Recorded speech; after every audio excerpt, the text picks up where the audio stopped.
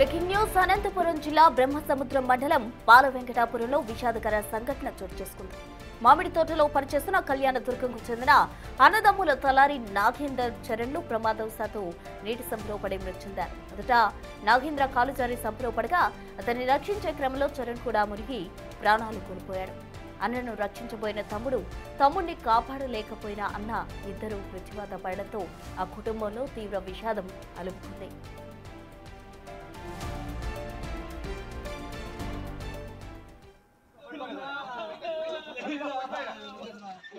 పాలవెంకటాపురం గ్రామం నందు అమరాశేషు అనే ఒక మామిడి తోటను కళ్యాణదుర్గం గ్రామానికి చెందిన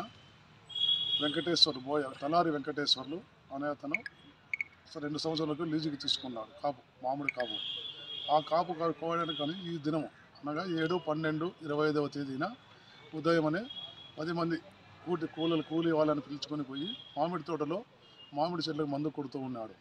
మామిడి చెట్లకు మందు కొట్టడానికి తక్కువ పడినందువల్ల అతని కుమారులైన ఒకటి తలారి నరేంద్ర వయసు 22 సంవత్సరాలు, రెండవ అబ్బాయి తలారి చరణ్ 20 సంవత్సరాలు. వీరిద్దరిని తక్కువ మందులు పడినాయి కదా తీసుకుని రమ్మని చెప్పగా అబ్బాయిలిద్దరూ మామిడి చెట్లకు కావాల్సిన మందులు తీసుకుని వాళ్ళ తండ్రి గారికి అప్పగించి మామిడి తోటను చూసి వస్తామని చెప్పి మామిడి చెట్లు తోపునందు